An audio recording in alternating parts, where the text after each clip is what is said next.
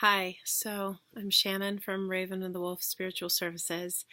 I don't know about you guys, but does anybody feel like they deserve a medal after getting through this past week? I know I do. It was a lot. It was a doozy. It was, whew, um, a lot of learning, a lot of healing, a lot of work. I think so. Here we are, we're like a week and a half into this kind of new paradigm that we're all trying to figure out. Everything's being kind of dismantled around us, and we're being asked to heal in really real, radical ways that I don't think I've ever been asked to heal before. And what's so amazing to me, and what I noticed, was that I was asked to do these things that normally I would be terrified to do. I mean, this kind of healing that was just so, whew, looking at the darkness in ways that I've never looked at it before, in really scary ways, in really real, visceral ways, and physical ways for me. And what was to me like almost a miracle about this whole experience was that normally I would have been terrified and said no. But that wasn't even an option for me. I just said okay. And, the space that normally I would have probably balked at and made every excuse to not explore, it would have taken me weeks and weeks and weeks or months to kind of get there.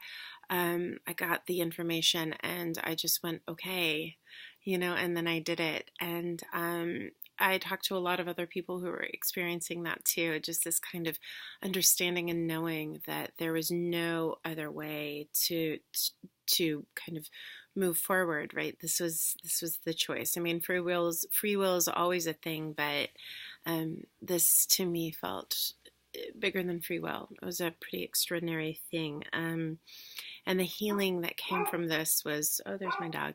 The healing that came from this was kind of next level. I'm still trying to put it into place. But I learned so much from all of this, from looking at the darkness. And that's what I think we're all being called to do. I talked about it last week, is look at our darkness. And I was being called to do it. I just hadn't done it yet. So here I am, a completely different person, having experienced it. But look at that darkness, learn to become friends with the darkness, to not be scared of it, to understand that it's an integral part of us. It's a part that needs to be looked at, respected, not feared, seen, worked with. And so that's the idea I want to talk about today, is what that means. How do you work with that darkness? And I think darkness is not even the best kind of adjective for this, because it seems to be something sinister.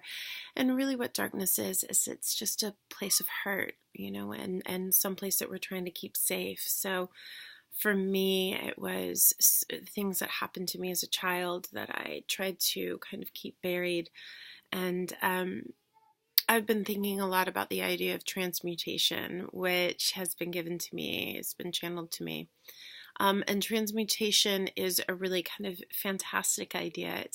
It's alchemic in its very nature. So it's taking one thing and it's making it into something else, which the idea of alchemy has always been very based in kind of the lore of magic. But this kind of alchemy is not magical. It's very, very real. It's very achievable. It's very attainable. And what I discovered with this idea of transmutation is that when I went into these dark spaces, these sad spaces, just sad, hurt spaces, this little girl who was really struggling with things and still struggling, and I'd kind of pushed it all deep down inside and didn't want to really look at it. And, I knew it was there, but I would, when I addressed it, it would be very academic and intellectual. So I wouldn't feel it, right? I think a lot of us can do that. If we decide to look at it, right, it becomes this very kind of academic thing, or we can talk at it instead of feeling it.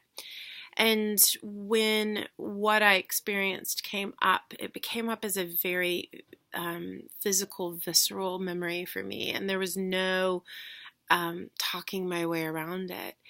And I had a couple of choices. I could feel it, I could let it be there, I could let it kind of sink back into me. Just having looked at it, seen it, kind of mourned it a little bit, and then let it sink back down into me. Or I could take it and do something with it. I think the idea of healing is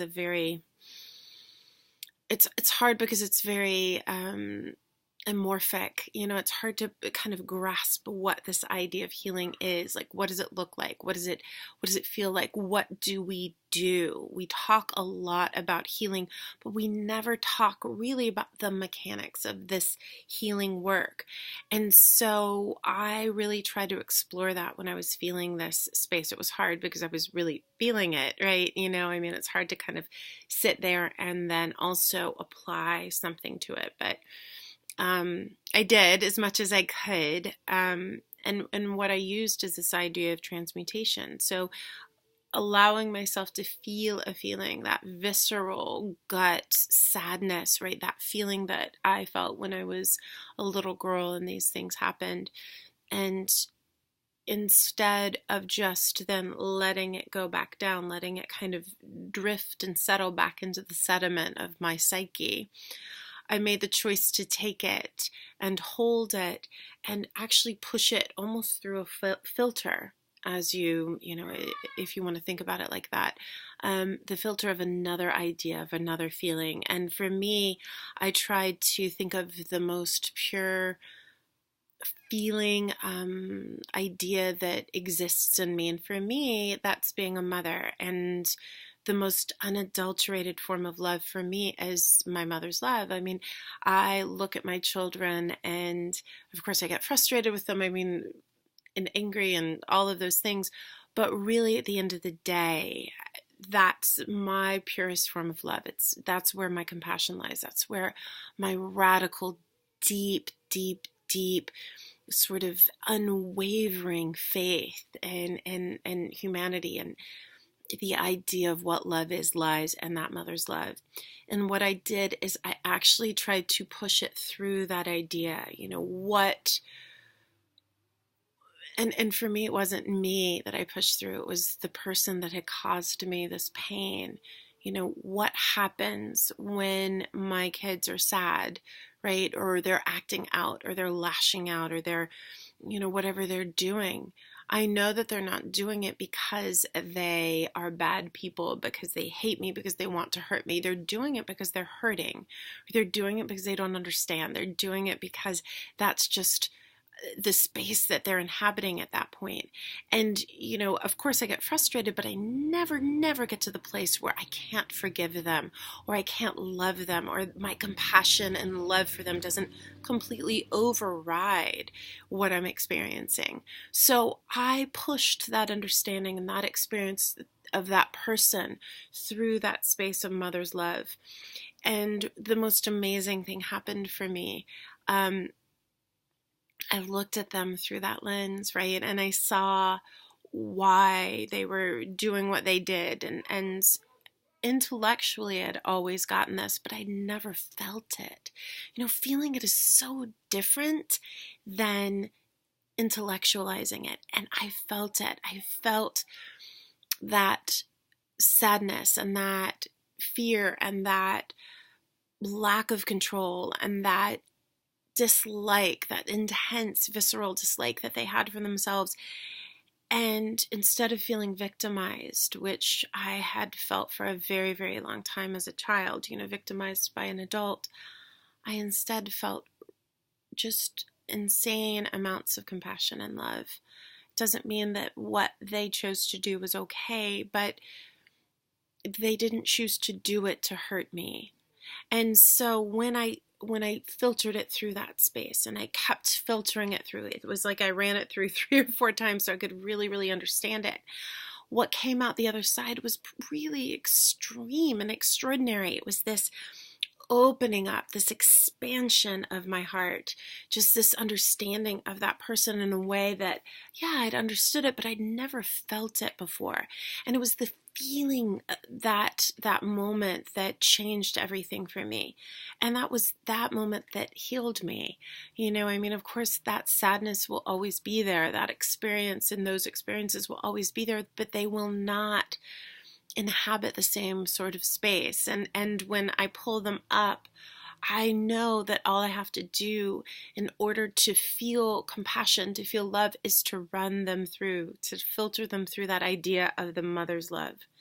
And so this is this fabulous, amazing, really interesting idea of transmutation. So what did I do? I took one memory, I took an idea, I took an energy, and I shifted it, I changed it. So it is alchemy in a sense, right? It's creating something brand new from something else. So we're going to be asked to look at our shadows over and over and over again. And the days to come and the years to come even are going to have a lot of dark moments. But that is why we need to understand how to sit with, how to be with, how to look at our shadows, how to transmutate feelings from anger, from fear, from judgment into something else. So start practicing these skills now. I mean, this is so important for us to work on, because when everything is crashing and burning around us, which will probably happen because we're shifting from one paradigm to another. It's a shift of paradigms. This is huge. This is the biggest thing that has ever happened in recorded history, and I don't quite think people understand the gravity of it. It's extraordinary. It's an amazing time to be alive, an amazing time to be able to explore these spaces. So start practicing. Every moment you have fear or anger or judgment, see what you can do to shift it, to transmutate it. How do you view it differently? What reality do you choose to view it through in order to give it a different spin? Okay. So this is a little bit longer than I wanted it to be, but thank you. I have so much more to say coming up. So please tune in. This is really important stuff, and it's going to continue to come out, and we're going to continue to learn things. So let's all kind of do it together. I'll give it to you as I get it and experience it. I mean, you can tell I'm pretty rocked right now. It doesn't happen like this. I don't get this rocked very often, but whoo, I am rocked to my core. So and truly, please let me know, share any kind of information you have. We're all in this together. We're all kind of creating this new reality together. So let's actually talk about that. Okay. So thank you so much. And I look forward to speaking to you again. Take care.